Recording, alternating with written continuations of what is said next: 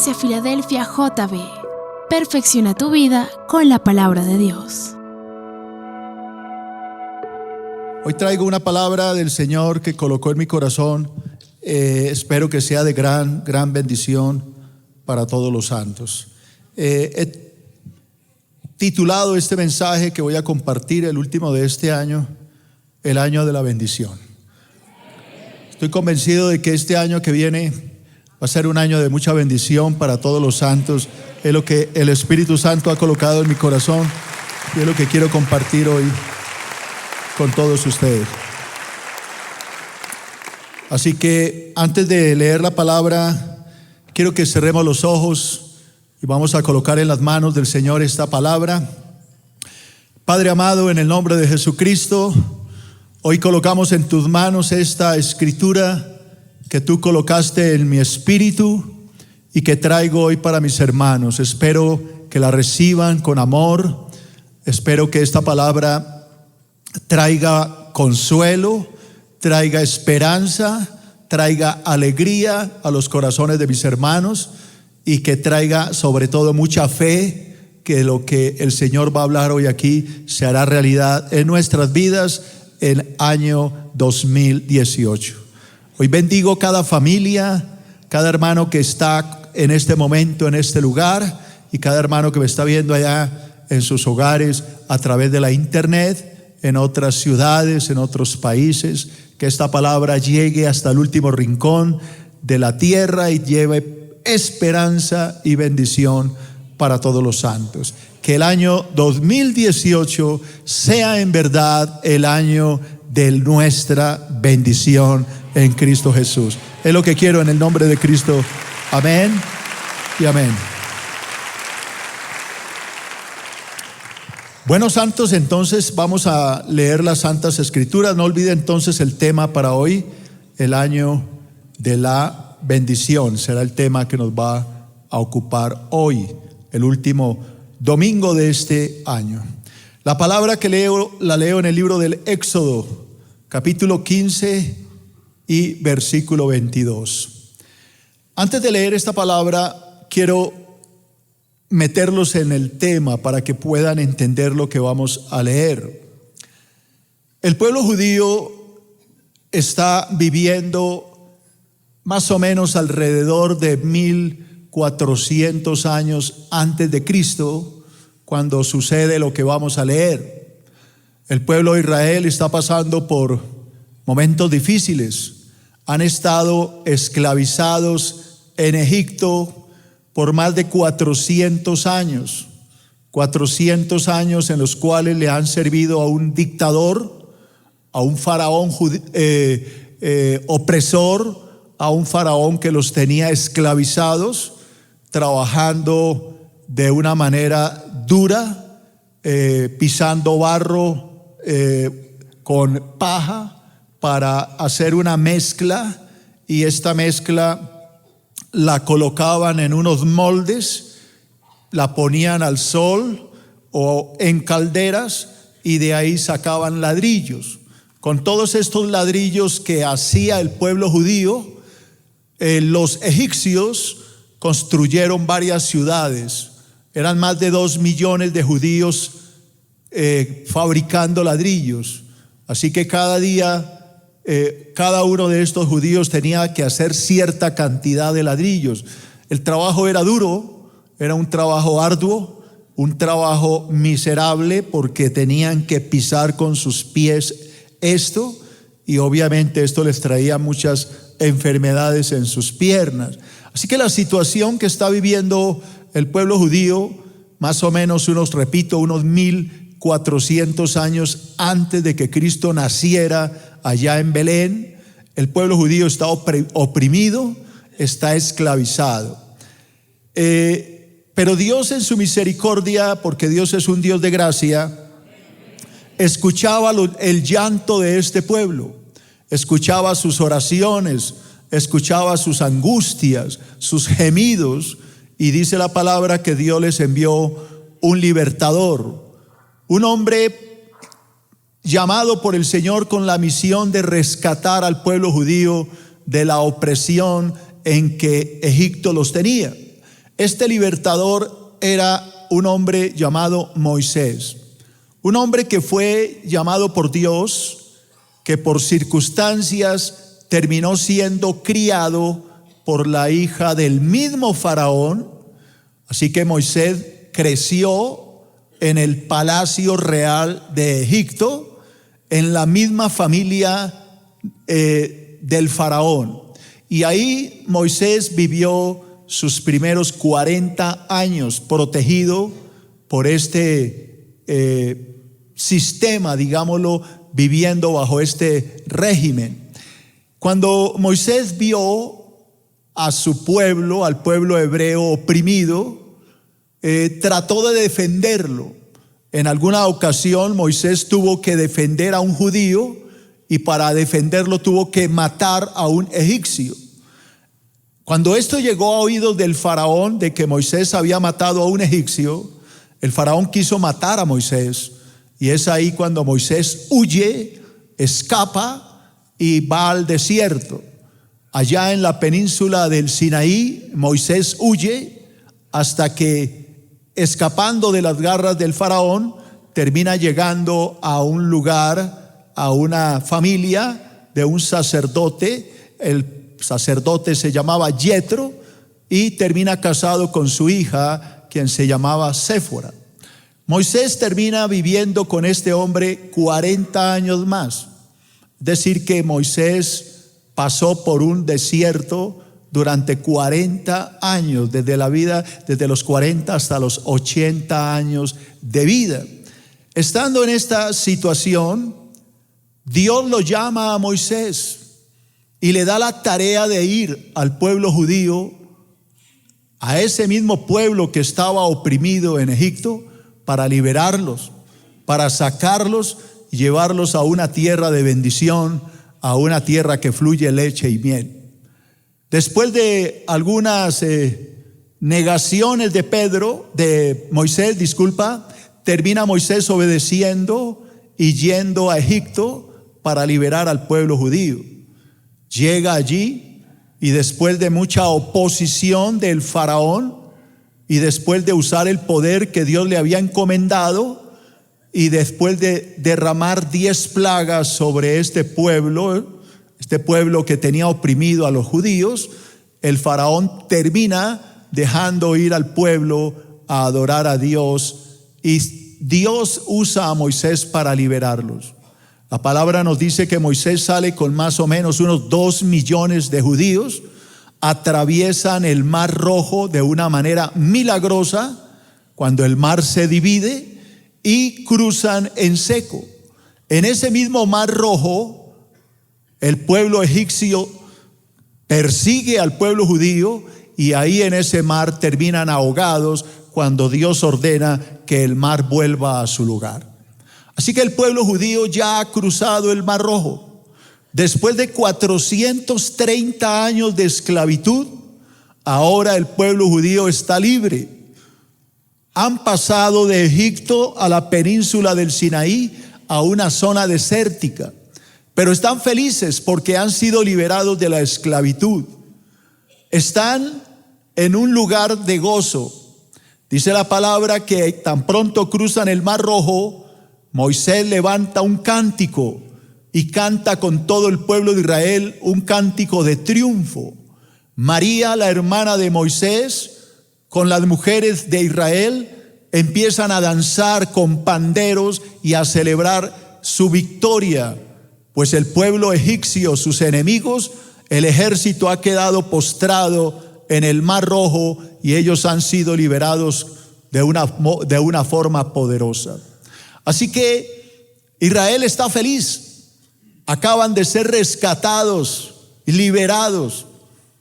Parece como si todo de ahora en adelante fuera a ser perfecto, como si nada ni nadie pudiese impedir la alegría del pueblo judío. En ese momento es cuando sucede lo que vamos a leer, que tiene que ver mucho con nosotros los creyentes. La palabra que voy a leer está en el libro del Éxodo, capítulo 15 y versículo 22. Y dice las escrituras: e hizo Moisés que partiese Israel del Mar Rojo, y salieron del desierto de Shur y anduvieron 3 días por el desierto sin hallar agua. Y llegaron a Mará y no pudieron beber las aguas de Mará porque eran amargas. Por eso le pusieron por nombre Mará, porque la palabra Mará significa amargura. Entonces el pueblo murmuró contra Moisés. Mire que no oraron, sino cayeron en ¿qué? Perdón. Murmuración, y empezaron a decir: ¿qué hemos de beber? Pero mire lo que hizo Moisés. Pero Moisés, en vez de murmurar, ¿qué hizo? Perdón. Clamó a Jehová, se puso a orar, y Jehová le mostró un árbol y echó ese árbol en las aguas, y las aguas que eran amargas se endulzaron. Y allí Dios les dio estatutos y ordenanzas, y allí los probó. Y dijo el Señor: si oyeres atentamente la voz de Jehová tu Dios, e hicieres lo recto delante de sus ojos, y dieres oído a sus mandamientos, y guardares todos sus estatutos, ninguna enfermedad de la que envié a los egipcios te enviaré a ti, porque yo soy Jehová tu sanador. Y llegaron a Elín, donde había 12 fuentes de aguas y 70 palmeras, y acamparon allí junto a las aguas. Amén y amén. Vino la victoria para el pueblo judío.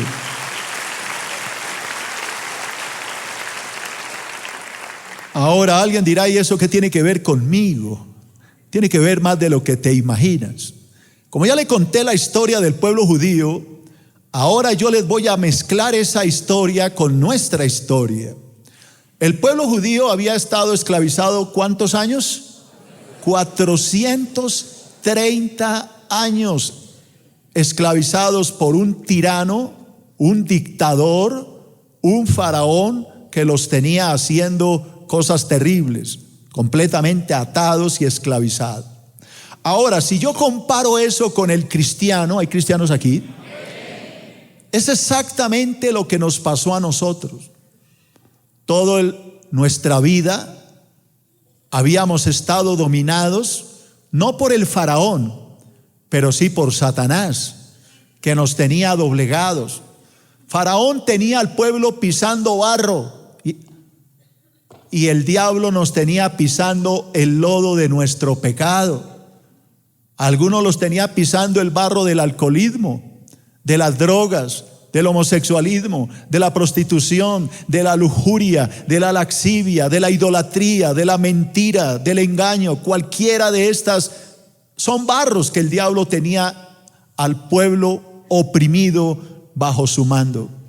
Así que nuestra situación era muy parecida a la del pueblo judío, esclavizados por un tirano que se llama Satanás. Pero Dios, que es un Dios de gracia y de misericordia, se dio cuenta de nuestra angustia. Y Dios quiso ayudarnos y sacarnos a libertad. Por eso Dios envió a un libertador. Su nombre es Jesucristo, el Hijo del Dios viviente.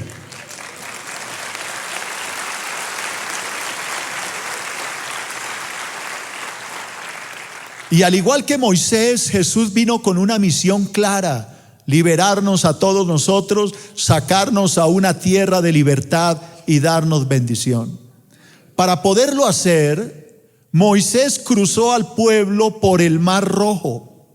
Jesucristo nos cruzó por su sangre para limpiarnos de todo pecado y romper todo el dominio que el diablo tenía. Así que ese Mar Rojo para Israel, para nosotros es la misma sangre de Cristo por la cual hemos cruzado a una vida de libertad. Amén. Hoy estamos al otro lado. Satanás está derrotado, está ya postrado en el mar, derrotado. Nosotros estamos a este lado, libres. Miramos a nuestro pasado y vemos que todo lo viejo quedó atrás, que hoy somos nuevas criaturas. De modo que si alguno está en Cristo, nueva criatura es. Las cosas viejas pasaron y nuestra vida es completamente nueva. Aleluya.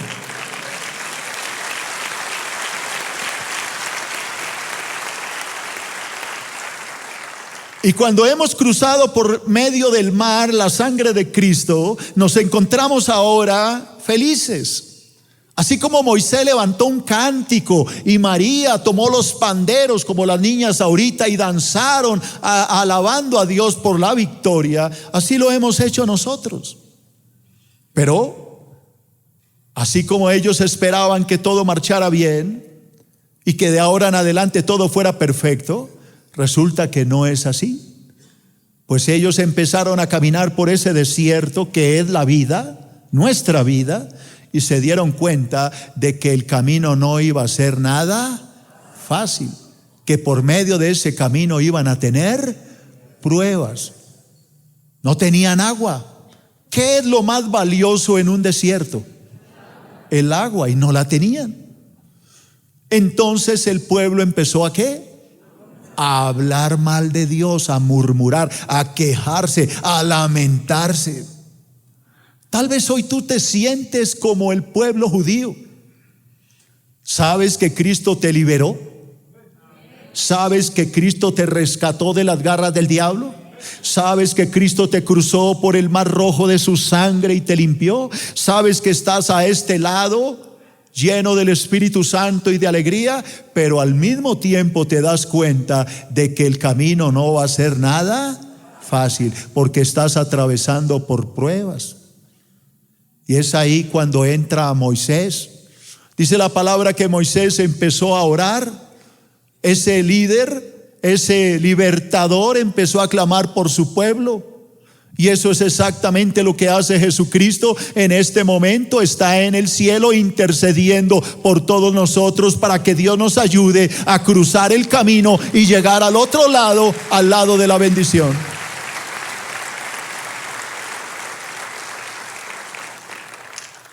Es similar, hermano. Es igual lo que nos pasa a nosotros. Así que hoy el Señor nos va a hablar de este tema. Porque lo que el Señor hoy me manda a decirte y me manda a decir a mí está en el versículo 26, que son las mismas palabras que el Señor le dijo al pueblo judío. ¿Cuáles son las palabras de Dios hoy para Filadelfia? Esas son las palabras de Dios para este nuevo año. Si oyeres, iglesia, atentamente la voz de Jehová tu Dios, e hicieres lo recto delante de sus ojos, y dieres oído a sus mandamientos, y guardares sus estatutos, ninguna enfermedad de las que Dios le envió a los egipcios te la enviará a ti, porque el Señor Jehová es tu sanador. Esa es la palabra de Dios para ti.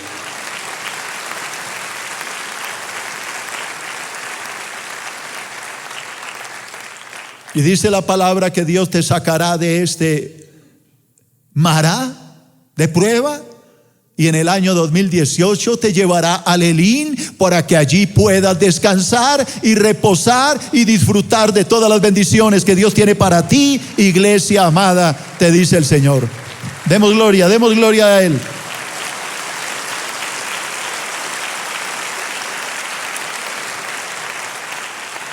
Levante las manos los que están atravesando por alguna prueba. Dice, este año ha sido de una prueba tremenda. Muévame la mano, la gran mayoría.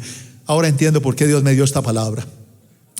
Deja las manos arriba y cierra los ojos y dile: Señor Dios Todopoderoso, hoy estoy aquí con el corazón abierto y completamente dispuesto para oír tu palabra. Este último mensaje de este año 2017, oro para que esta palabra se convierta en vida en mi propia vida, y que así como Israel, tú lo sacaste del mará, de la amargura de las pruebas, y lo llevaste al Elín. tú me ayudes a llegar a ese Elín, a ese descanso y a esa bendición en el año que viene, el 2018. Yo recibo esta palabra hoy y te pido que tú abras mi corazón y la pueda entender y aplicar a mi vida en Cristo Jesús. Amén y amén. Amén. Quiero que levanten las manos si entendieron más o menos todo lo que les narré. Les narré pues todo de una manera rápida y espero lo hayan entendido. Entonces, como de costumbre, voy a hacer mi estudio como lo hago siempre. Primer punto en Números Romanos. Voy a hablar de las pruebas. Las pruebas. Entonces, quiero que entienda otra vez lo que le acabo de decir. Israel había estado esclavizado ¿por cuánto tiempo? 430 años. Dios manda un libertador. ¿Quién es? Moisés. Lo saca de allí. Cruzan por el Mar Rojo a una vida de libertad. Están allí en el desierto, felices. La palabra dice allá, si ustedes lo leen ahora en el mismo capítulo 15, que Moisés canta, alaba a Dios. María, la hermana de Moisés, coge panderos. Las mujeres danzan y alaban a Dios. Están felices, hermano. Todo parece indicar que todo de ahora en adelante iba a ser perfecto. Pero no. Resulta que tan pronto terminó la fiesta de alegría y de liberación, se halla el pueblo con que no tenían agua.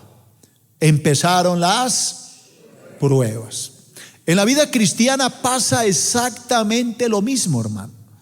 Tan pronto nosotros salimos de la esclavitud en que el diablo nos tenía, por medio de la sangre de Cristo somos liberados. Cualquiera diría que de ahora en adelante la vida cristiana va a ser color de rosa, pero no es así. El que le predique a usted que el cristianismo es color de rosa lo está engañando. Jesucristo dijo: en el mundo tendréis aflicciones, pero confíen en mí, porque yo ya vencí al mundo.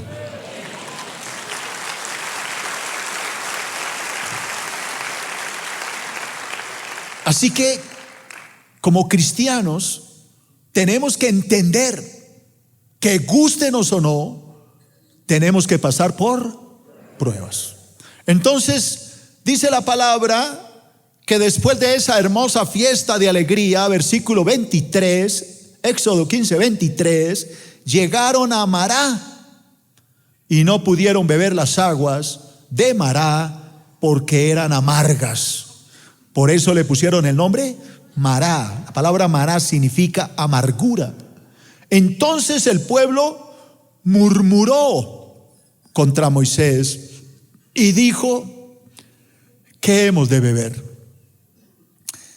Mará, queridos hermanos, lea conmigo, es una figura de las experiencias amargas que todo creyente tiene que atravesar en la vida.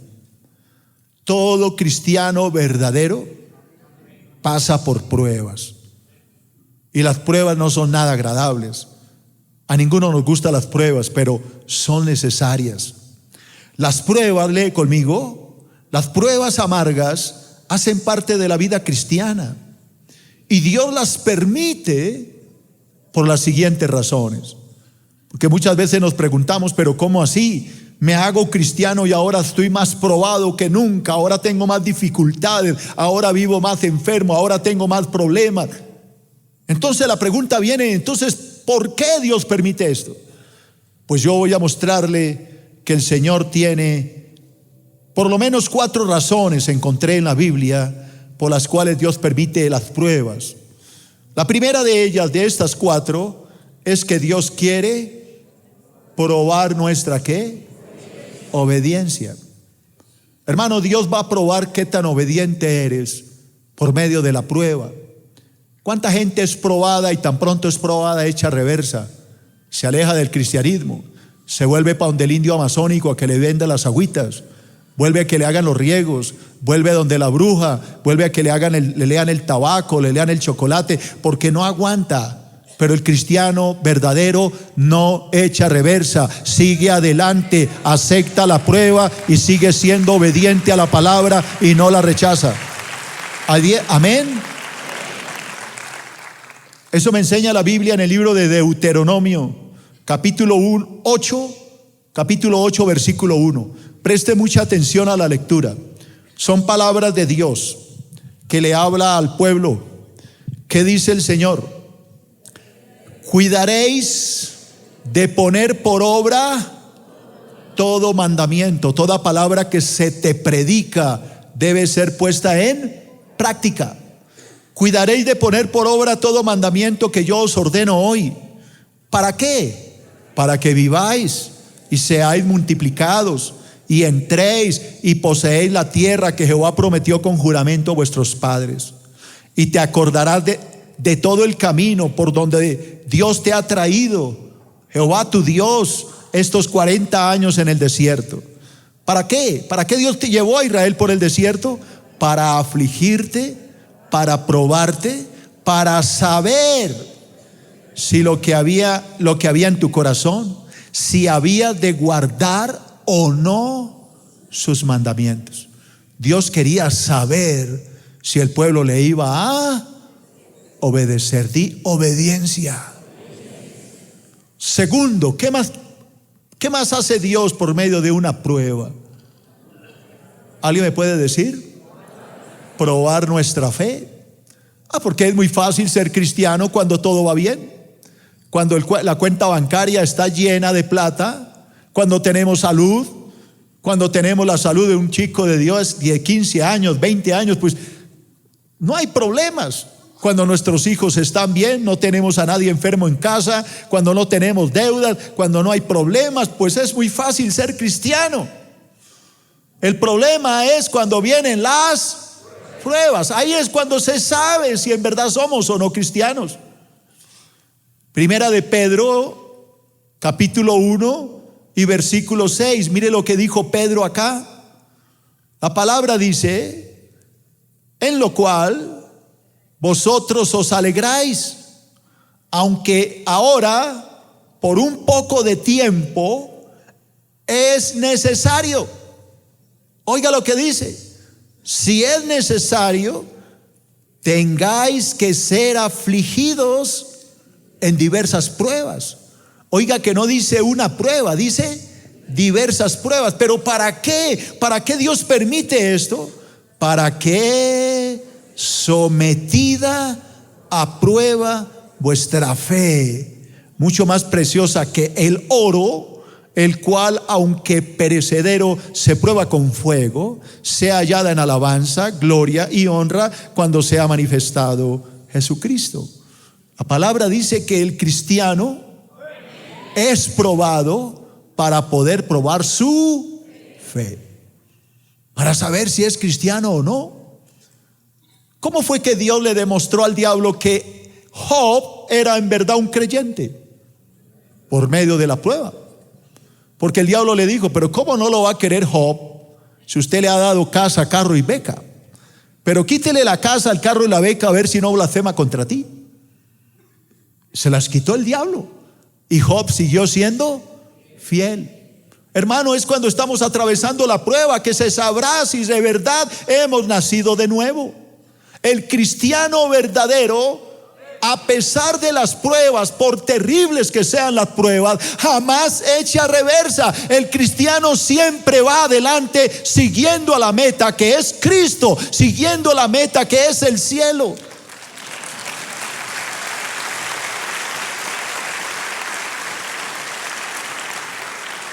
Entonces, ¿para qué Dios envía la prueba?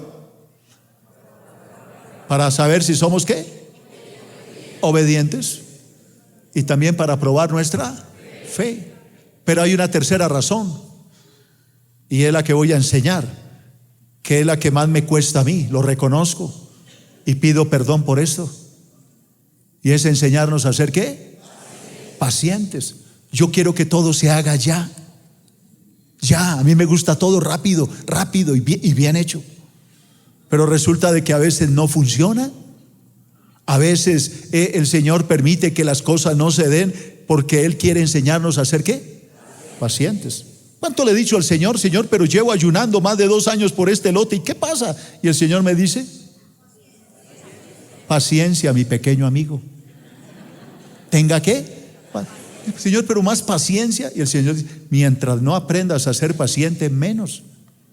¿Cuánto llevas esperando tú algo y no viene? Y tú dices, pero ¿qué pasa? Y el Señor, y te desesperas y empiezas a hablar y empiezas a decir, Señor, pero ¿qué pasó? Y ahí es cuando estamos murmurando, porque no hemos aprendido a ser ¿qué? Pacientes. Queremos que Dios nos regale algo. ¿Qué te digo yo? Un apartamento, una casa, qué sé yo, un trabajo, un negocio, una esposa, un esposo, un novio, una novia, qué sé yo. Pero entramos en ese desespero. Y entonces Dios empieza a decirnos, mientras no aprendas a ser ¿qué? Paciente, no va a venir la respuesta. Y eso es algo en lo que pecamos todos. Nos falta aprender a ser ¿qué? Pacientes. Pero hoy el Señor te manda una palabra. Amada iglesia, es para ti, para que la apliquemos este nuevo año. Está en el libro de Hebreos, capítulo 10 y versículo 36. Es una bendición si la recibes como yo la recibí cuando hice este mensaje. La palabra es la siguiente: porque os es necesaria la paciencia para que, habiendo hecho la voluntad de Dios, obtengáis la promesa.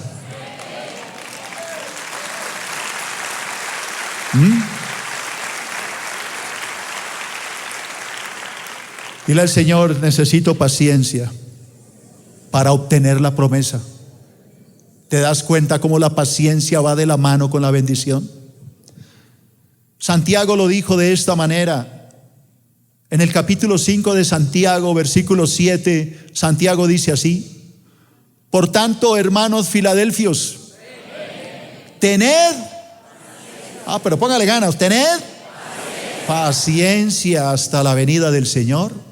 Mirad cómo el labrador espera el precioso fruto de la tierra, aguardando con paciencia hasta que reciba la lluvia temprana y la tardía. También vosotros, hermanos, tened paciencia y afirmad vuestros corazones, porque la venida del Señor está cerca.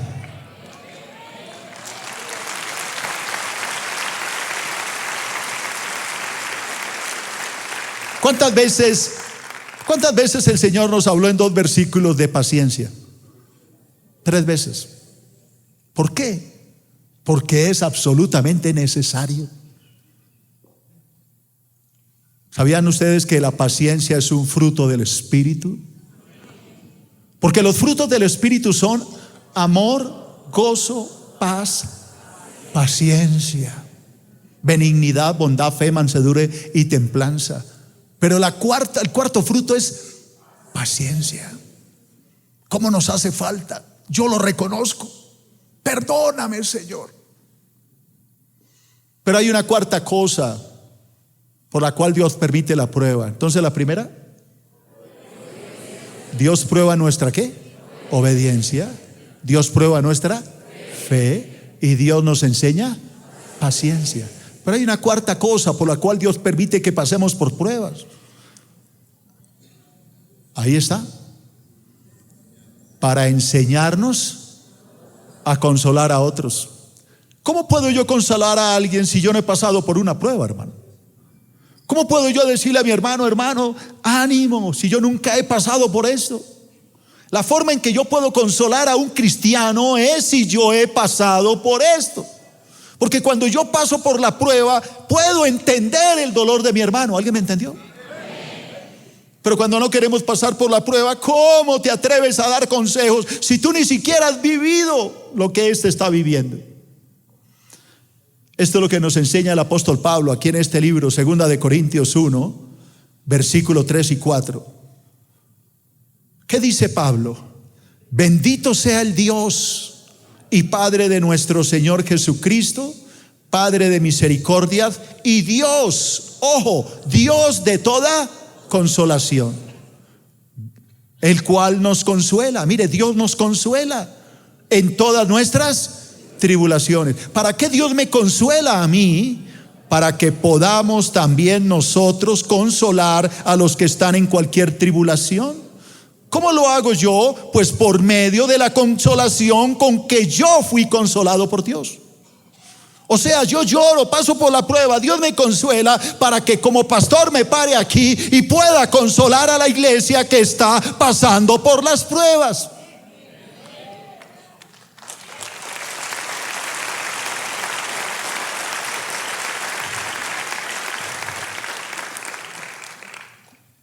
Hay hermanos que creen que porque yo soy pastor no paso por pruebas. Es al revés. El pastor es el que pasa por más pruebas, porque es a través de la consolación que Dios trae a mi corazón que yo puedo traerles palabras de consuelo como esta. Así que, pastor, si usted me escucha y está pasando por pruebas, no se sienta que está en pecado. Simplemente Dios lo está preparando para que usted pueda consolar a la iglesia que le dio a pastorear. Estas son las 4 razones por las cuales vienen las pruebas. Primero, porque Dios quiere enseñarnos obediencia. Segundo, Dios quiere enseñarnos o probar nuestra fe. Porque Dios quiere probar si somos ¿qué? Pacientes. Y cuarto, Dios quiere enseñarnos a consolar a otros. ¿Cuál es la actitud? Es mi segundo punto. Correcta ante una prueba. ¿Qué fue lo que hizo el pueblo? No los escucho. Se puso a murmurar. ¿Y qué fue lo que hizo Moisés? Se puso a orar. Ahora, sin decir mentiritas, ¿cuál es tu actitud ante una prueba? No me vas a decir que caes de rodillas a orar. No, hermano, no nos digamos mentira. Lo primero que hacemos es protestar. ¿Quién reconoce que eso es verdad? Señor, ¿pero qué pasó? ¿Cómo así, Señor? Decimos que estamos orando, pero estamos protestando. Es que a veces nuestra oración es más una protesta que una oración. Una oración es sujetarnos. Cuando Cristo estuvo tentado o probado en Getsemaní, Jesús no dijo: Señor, ¿por qué? ¿Cómo así que yo voy a ir a la cruz? No, Señor, si no es posible pasar de mí esta copa sin que yo la beba, que se haga tu voluntad. Eso es una oración. Pero levantarnos en protesta contra Dios: ¿cómo así, Señor? ¿Por qué me haces esto? ¿Por qué permites? Eso no es una oración, eso es una protesta. La actitud correcta es mi segundo punto. La primera actitud correcta de un cristiano debe ser la oración. Versículo 25. Y Moisés clamó a Jehová. Acuérdese, el agua está amarga, salen de allá 2 millones de personas, van a tomar agua y no pueden porque el agua está amarga. No pueden beber esa agua porque se mueren. Pero Moisés clama, mientras el pueblo protesta, Moisés clama a Jehová. Y Jehová le mostró un árbol y lo echó en las aguas, y las aguas se endulzaron. Y allí les dio estatutos, ordenanzas, y allí los probó. Oiga, los estaba ¿qué? Probando. El problema tenía una solución. La solución estaba al lado del pozo. Donde estaba el agua, estaba la solución. Era un árbol, un tronco. ¿Por qué no lo veían? Porque estaban llenos de resentimiento, de protesta. Moisés clama a Dios y Dios le dice: Moisés, date vuelta, mira atrás. Esa es la solución, ese árbol. Échalo al agua y el agua se va a endulzar, la amargura va a pasar. ¿De qué me está hablando Dios? ¿Quién es ese árbol que cambia lo amargo en dulce? ¿Quién es ese árbol que transforma la angustia y el dolor en algo de bendición? Pues no es otro más que Jesucristo, el Hijo de Dios, que cambia todo cuando nosotros lo dejamos entrar a nuestras vidas. ¿No fue lo mismo que les he estado predicando durante las últimas semanas? ¿No fue cuando los discípulos que iban en la barca y las olas se levantaban, que fue cuando el Señor subió a la barca que todo se calmó? ¿Cuál es la invitación que Dios nos está diciendo? Lo que Dios nos está diciendo hoy a todos nosotros es que en vez de protestar, invitemos a Cristo a entrar a nuestra vida, a nuestra barca, para que la amargura y el dolor pasen y la bendición pueda venir.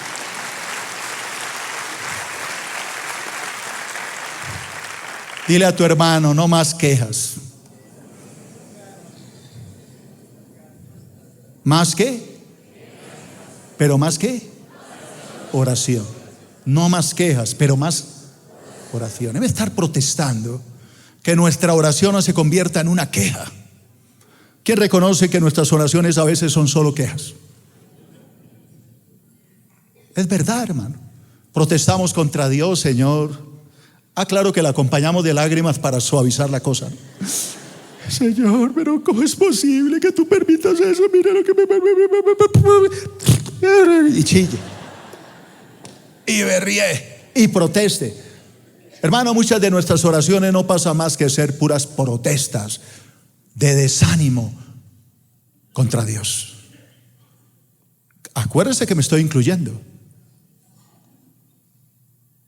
El árbol, lee conmigo, ese árbol es una figura de nuestro Señor Jesucristo, quien tiene el poder. Cristo tiene el poder de transformar en bendición las circunstancias más amargas de la vida.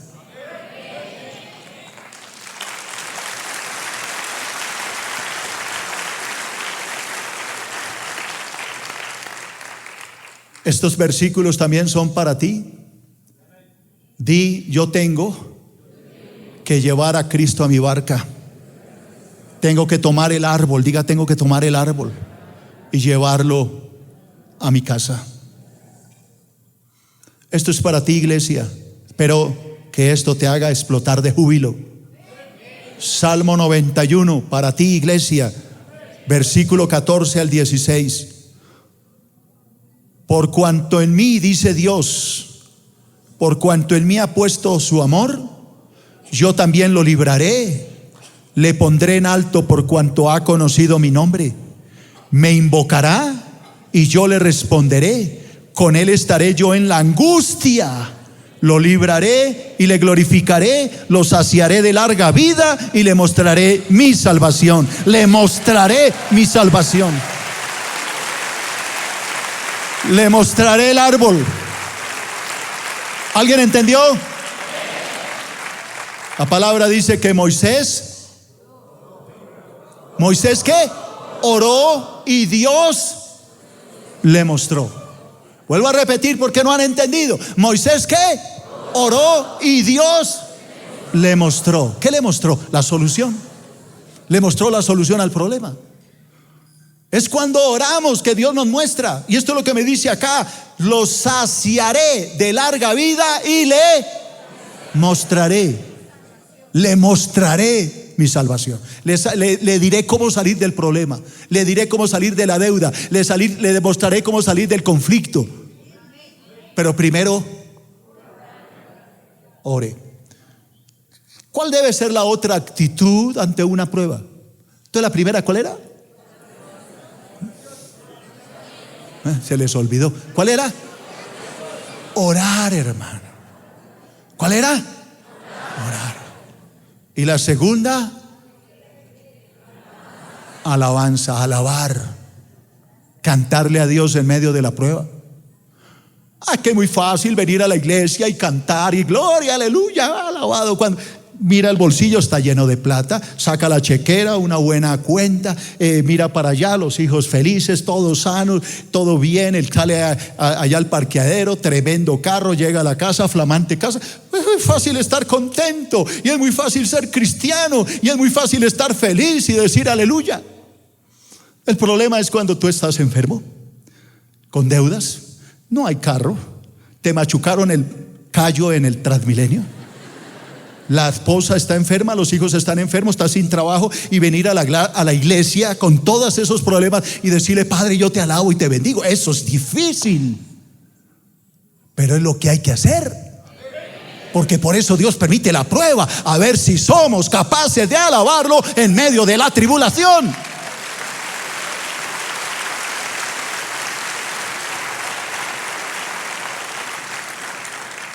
Le voy a mostrar un ejemplo de un hombre, o mejor dos, que lo hicieron y está en la Biblia. Se trata del apóstol Pablo y Silas. Estos dos varones están predicando la palabra. No están pecando, ni están por allá emborrachándose, ni con mujeres. No, están trabajando. predicando el evangelio. Pero ¿sabe qué sucede? Mientras ellos le están sirviendo a Dios, Dios los pasa por una prueba. ¿Cuál fue la prueba?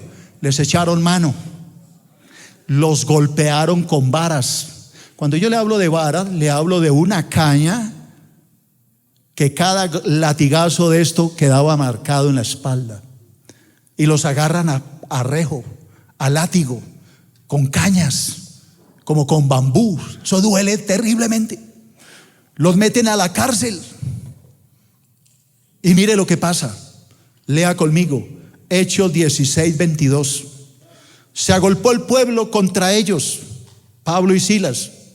Los magistrados, los líderes, rasgándole las ropas, ordenaron azotarles con varas. Hermano, eso duele. Después de haberlos azotado, ¿pero qué le pasa a la iglesia? Aquí está cansada. Después de haberle azotado, ¿qué? Mucho. No fue un garrotazo, fue que los agarraron hasta que se cansaron. Después de haberlos azotado mucho, los echaron ¿a dónde? A la cárcel. Mandaron al carcelero que los guardase con seguridad. Así que el carcelero, recibido este mandato, los metió en el calabozo de más adentro, en el más frío y oscuro, y les aseguró los pies, les puso cadenas en el cepo. Pero mire estos varones, a medianoche, ¿qué estaban haciendo? Orando. ¿Qué es lo primero que hay que hacer en la prueba? Orar. Estaban orando Pablo y Silas y cantando himnos a Dios, y los presos el oían. Así que primero es ¿qué? Orar, y luego ¿qué? Alabar. Entonces, cuando hicieron estas dos cosas, orar y cantarle a Dios en medio del dolor, entonces vino el Elín. ¿Cuál Elín? Sobrevino de repente un gran terremoto, de tal manera que los cimientos de la cárcel se sacudían, y al instante se les abrieron las puertas y las cadenas de todos se soltaron. Alabado sea el nombre de Jesús.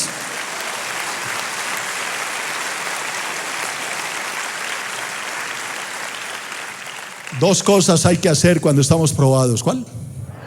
Orar y alabar. Pero hay una tercera cosa que Dios espera de nosotros, y es que nosotros tengamos confianza en Él. Descansemos en que todo nos ayuda a bien. Hasta lo malo nos ayuda a bien. Esto es lo que me enseña la palabra en el libro de Daniel. No me lo vayan a proyectar hasta que yo diga capítulo 3 y versículo 15. Esto que voy a leer habla de tres hombres, tres judíos que estaban presos en Babilonia. Transcurría algo así como el año 600 antes de Cristo. Los nombres de estos varones eran Sadrach, Mesach y Abednego, tres judíos. Estos tres varones pasaron por una terrible prueba. El rey de Babilonia, Nabucodonosor, y no le vaya a poner así al chinito. Este Nabucodonosor en su vanidad mandó a hacer una estatua de él mismo, 30 metros de altura, una estatua gigante. Y como era el rey de todo el mundo en aquella época, ordenó a todos sus súbditos que tenían que adorar esa imagen, y que el que no la adorara tendría que ser echado a un horno, a un crematorio, para morir quemado, vivo. Pero habían tres judíos que no se iban a someter a esto: Sadrach, Mesach y Abednego. Estos tres judíos dijeron: jamás adoraremos una imagen, porque somos adoradores del único Dios vivo. Así que le llegó la noticia al Nabucodonosor de que estos tres hombres judíos no querían adorarle su imagen, y los mandó llamar para meterlos al horno de fuego. Y ahí sucede lo que vamos a leer. Daniel capítulo 3 y versículo 15. Son palabras de Nabucodonosor que le dijo a estos tres jóvenes: ¿estáis dispuestos para que al oír el son de la bocina, la flauta, el tamborín, el arpa, el salterio, la zampoña y todo instrumento de música, os postréis y adoréis la estatua que he hecho? Porque si no la adoraseis, en esta misma hora seréis echados en medio de un horno de fuego ardiendo. ¿Y qué Dios será aquel que os libre de mis manos?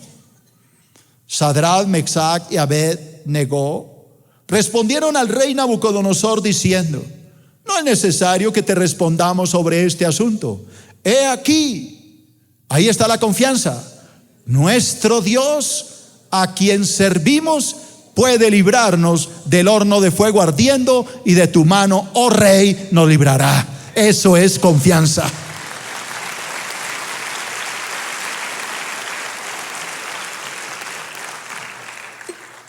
Vino la prueba, vino el mará, vino la dificultad, pero ellos tenían ¿qué? Confianza. Dice la palabra que como no quisieron obedecer al rey, los mandaron a ese horno ardiendo. Allá cayeron los tres. Fue tal el calor que había en este horno, que esos tres verdugos que llevaban a estos hombres, cuando los iban a lanzar, salió una llamarada y los mató a ellos, a los verdugos. De pronto caen estos tres hombres amarrados allá al fuego, y Nabucodonosor empieza a ver desde su trono algo extraño. Veía no a tres sino a cuatro. No los veía amarrados sino desatados. Los veía caminando por en medio de las llamas de este fuego de más de 2000 grados de temperatura, charlando los cuatro, tomando tinto, tranquilos, relajados. Y cuando él ve esto, Nabucodonosor, el rey, se espanta y dice: no fueron tres los que mandamos al horno, ¿por qué hay cuatro? ¿Por qué los veo tranquilos y el fuego no los afecta? Y los mandó a sacar, los mandó a llamar, y salieron estos tres frescos, tranquilos, sin ningún problema. Ni su ropa se había quemado, ni siquiera olían a humo. ¿Por qué? Dice la palabra: porque estos tres varones aprendieron a confiar plenamente en Dios su Salvador. Confianza.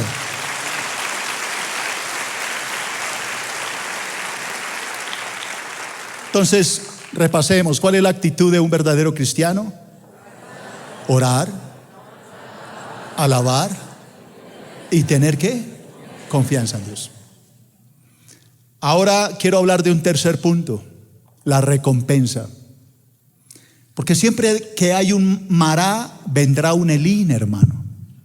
Siempre que hay un tiempo de amargura, vendrá un tiempo de descanso, un tiempo de bendición. Siempre que Dios envía una prueba, también envía la recompensa después. Esto es lo que me dice la palabra en el versículo 27 de Éxodo 15 que estoy enseñando.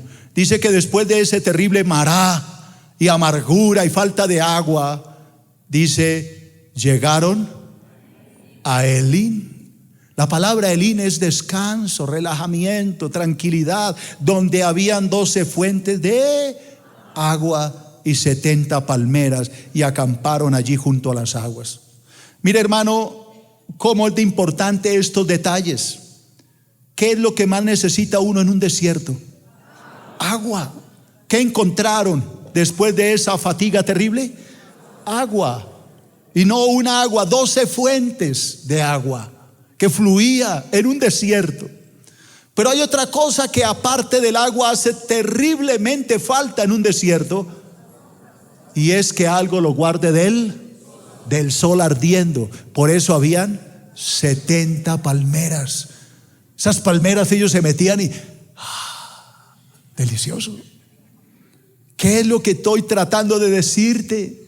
El año 2017 acabará el mará, y en el 2018 Dios te llevará al Elín, al descanso, a la bendición, a la abundancia que estás esperando. Alabado sea su nombre. Lee conmigo.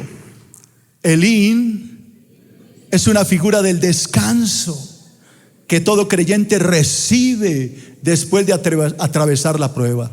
Hermano, la prueba está por terminar y vas a entrar al descanso. Te acordarás de mí, que así va a ser.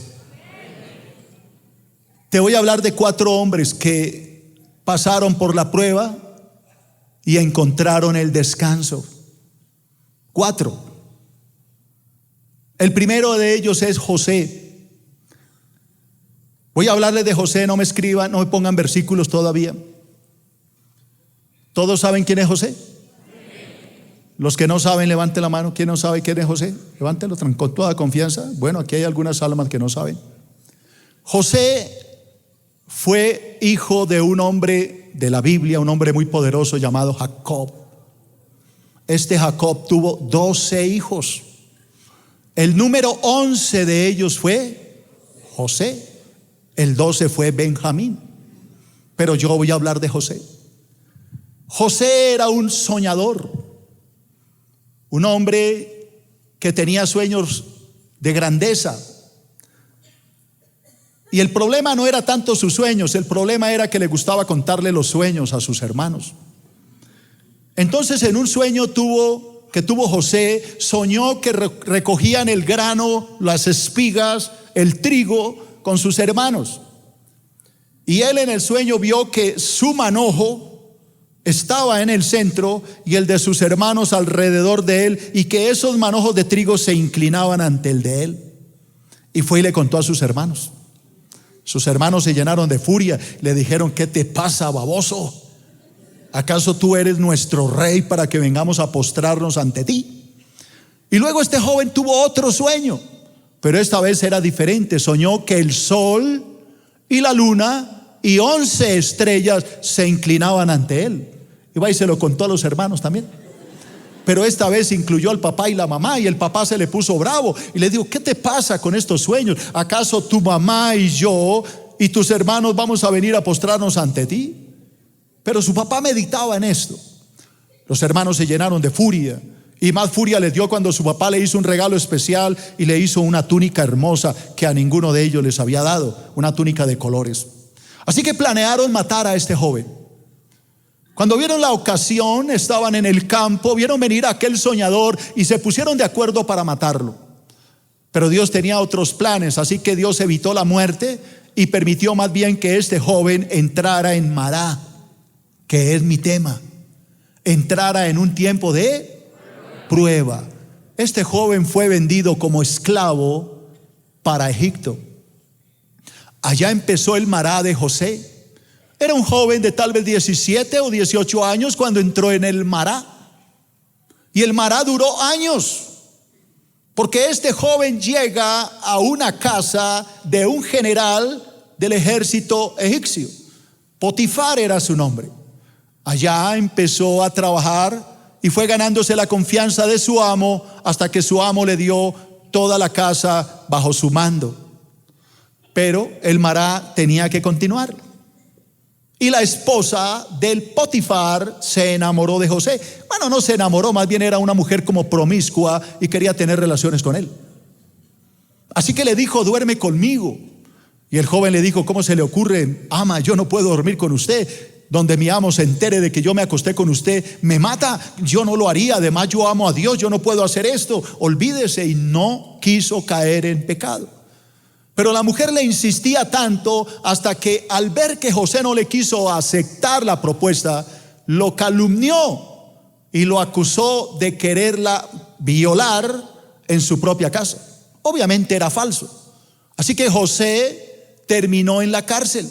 Por una calumnia y una mentira terminó preso. Seguía él. Yo no oigo. El Mará. Allá llegó José en su Mará. Y empezaron a pasar los años en una cárcel siendo inocente. Pero Dios tenía otros planes y empezó a levantar a José en la cárcel. Hasta que después de algunos años, no meses, esto para los que tienen marás largos, que queremos que el mará dure apenas 8 días, José empezó a ser usado nuevamente por Dios. 2 prisioneros que estaban con José tuvieron 2 sueños. Uno de estos sueños era de un servidor del faraón que le servía el vino, y el otro era el panadero que le hacía el pan y los postres y los banquetes al faraón. Cada uno de ellos tuvieron un sueño diferente.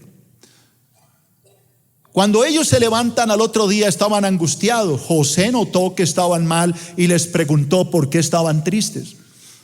Ellos dijeron: es que hemos tenido un sueño y no sabemos de qué se trata. José le dijo: cuénteme el sueño, porque Dios puede interpretarlo. El sueño del copero, del rey, del que le servía el vino, era el siguiente.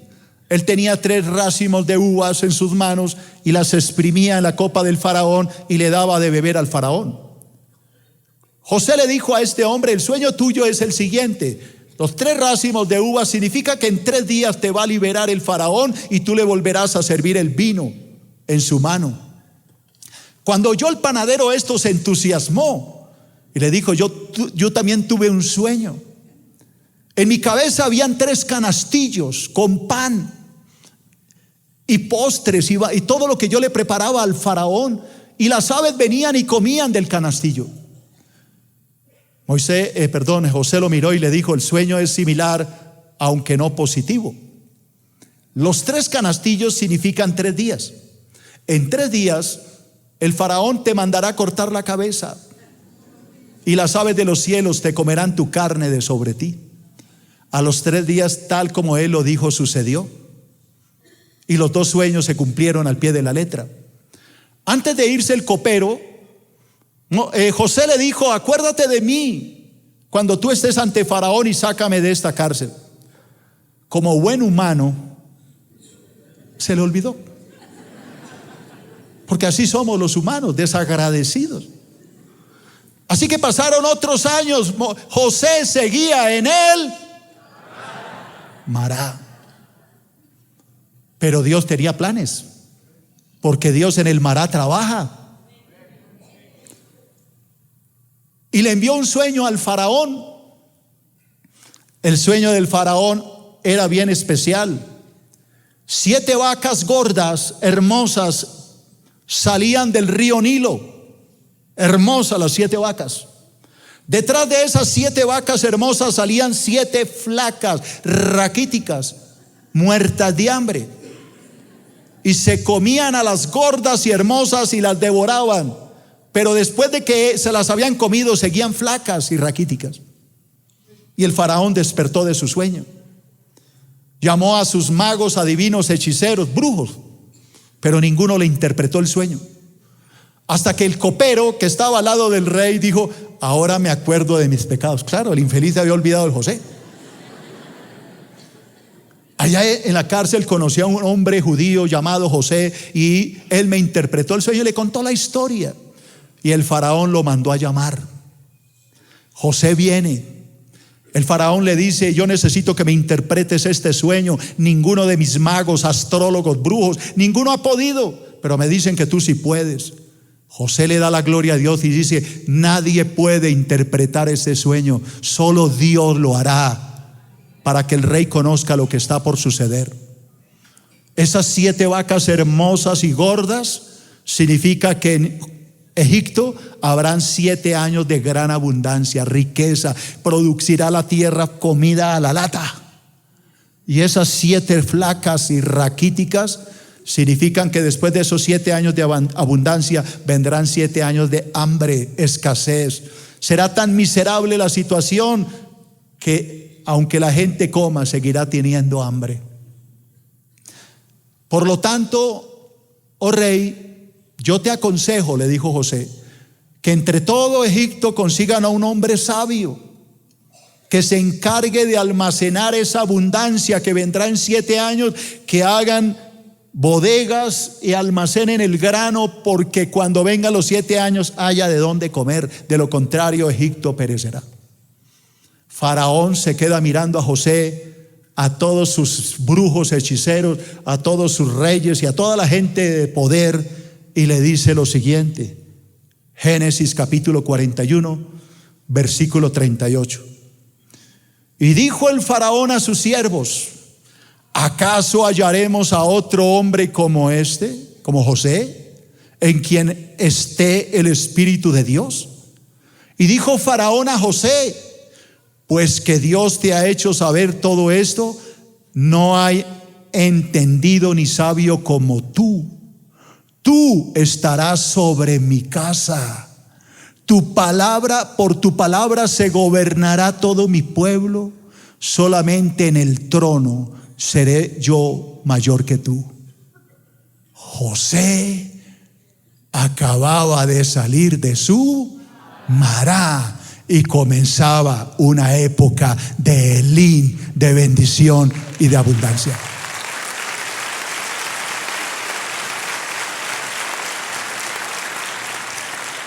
Entiéndelo así. Para José terminó el 2017 y comenzaba el 2018 de bendiciones para su vida. Alguien que diga amén. El segundo hombre es Moisés, que ya les he hablado mucho de él.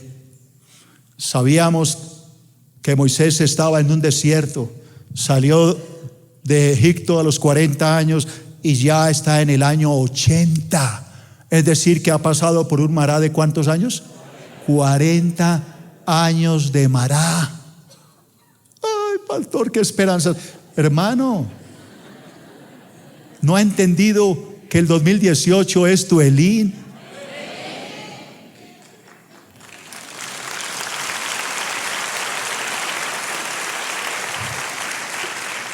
Así que Moisés lleva 40 años en el desierto con Yetro su suegro, con Séfora su esposa, con su hijo Gerson.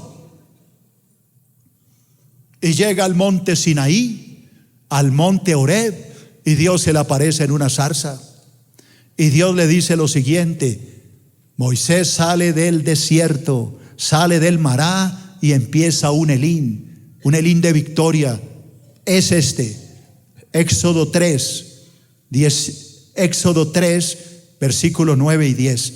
Dios le dice a Moisés lo siguiente: el clamor pues de los hijos de Israel ha venido delante de mí, y también he visto la opresión con que los egipcios los oprimen. Ahí viene el Elín. Ojo, ven Moisés, ven por tanto, pero póngale ganas, hola.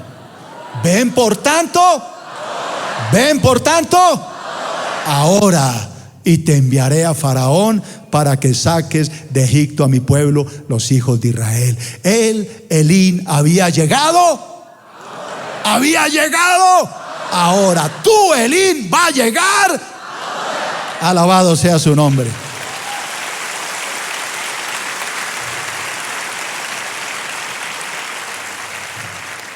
El tercer hombre es Daniel, amigo de estos tres jóvenes que ya le hablé, que fueron echados al horno. ¿Cómo se llaman? Sadrach, Mesach y Abednego. Daniel, un hombre que a pesar de que estaba en un Mará, porque había salido de su tierra en Canaán y ahora estaba en Babilonia como esclavo, Dios lo había levantado a una posición de poder. A Daniel era el jefe de todos los sátrapas, gobernadores que había en este imperio. Ahí está Daniel como supremo gobernante. Obviamente por encima estaba el rey Nabucodonosor, luego Belsasar, luego Darío y Ciro, etcétera. Pero ahí estaba Daniel, arriba. Generalmente cuando un cristiano está arriba, los que están abajo, ¿qué le tienen? Eso por lo general sucede. Así que si a usted lo envidian, hermano, bienvenido al club. Entonces estos hombres que le tenían tanta envidia a Daniel, como lo veían en una posición alta, planeaban matarlo, destruirlo, pero no sabían cómo. Entonces dijeron: ¿qué hacemos con este tipo? ¿Cómo lo matamos? ¿Cómo acabamos con él? Y alguno de ellos dijo: la única forma de poder destruir a Daniel es si lo hacemos por medio de su propio Dios. Así que hagamos un plan. Vayamos al rey y digámosle al rey que haga un edicto, que durante 30 días nadie le pueda orar a ningún Dios sino al rey. Y fueron al rey y le dijeron: rey, para siempre vive. ¿Por qué no haces un edicto que durante 30 días nadie pueda orar a ningún Dios sino a ti? Eso llenó de orgullo al rey, yo soy Dios. E hizo el edicto. Se publicó y se ordenó que nadie le podía orar a nadie o rezar aparte del emperador, del rey. Cuando Daniel se entera de esto, se enfureció y abrió las puertas de su ventana como lo hacía siempre, y 3 veces al día oraba a Dios, al único Dios. Cuando esto llegó a oídos del rey, obviamente sus enemigos fueron y lo acusaron. Daniel fue traído. El castigo para el que no obedeciera esta orden era ser echado al foso de los leones. Y allá fue Daniel. Los leones llevaban días sin comer. Créame, los leones no eran vegetarianos, eran carnívoros. Allá cae Daniel, un hombre inocente. Los leones lo miran, pero no pueden hacer nada. Dios prohibió que los leones siquiera se arribaran a Daniel. Daniel estaba en su, no oigo, mará. Pero Daniel tenía confianza en Dios. Pasa la noche, toda una noche en medio de una cantidad de leones hambrientos, en una fosa con una piedra encima, tapándole la puerta. Al otro día el rey va a la puerta y sucede lo que vamos a leer. Daniel capítulo 6, versículo 21. Entonces Daniel respondió al rey: oh rey, vive para siempre. Mi Dios, oiga la confianza, envió su ángel, el cual cerró la boca de los leones para que no me hiciesen daño, pues ante él, fui hallado inocente, y ante ti, oh rey, yo no he hecho nada malo.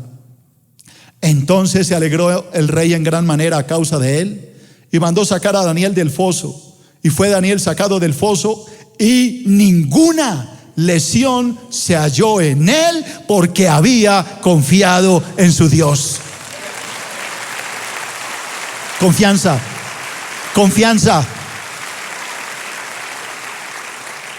Ya sabemos qué le pasó a los acusadores de Daniel. Fueron echados allá a los leones, y ese día los leones no se la rebajaron, se los comieron vivos. El cuarto y último hombre que voy a hablar hoy no podía ser otro más que nuestro Señor Jesús.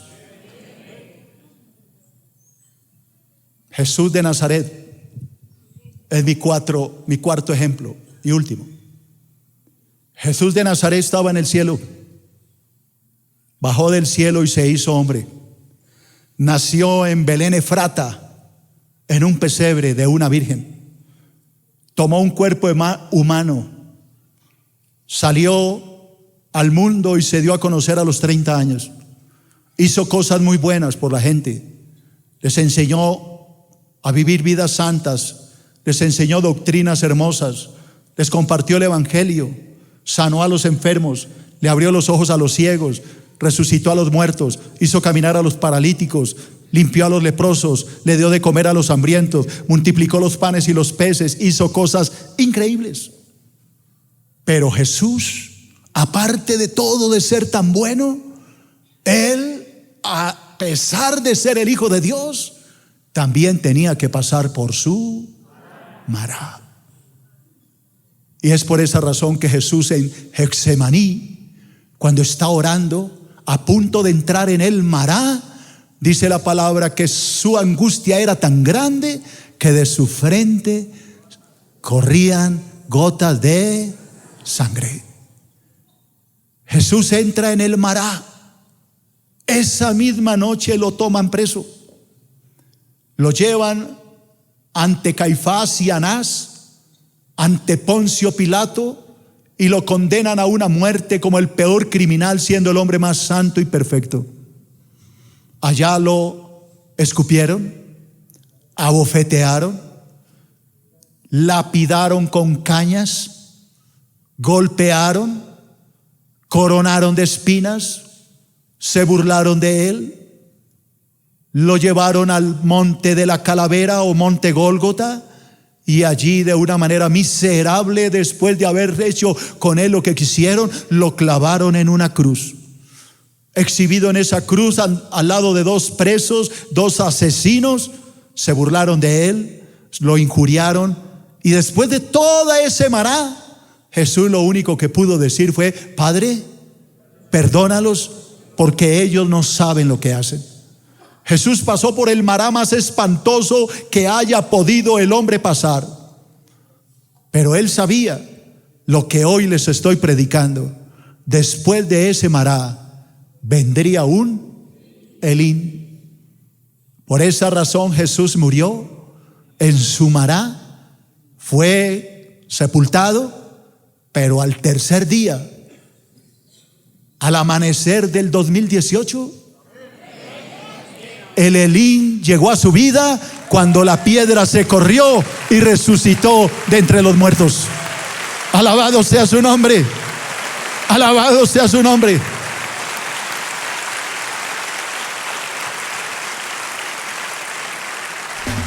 Recuerda que puedes seguirnos en las redes sociales a través de Facebook, Twitter y en nuestro canal de YouTube. Búscanos como Iglesia Filadelfia JB.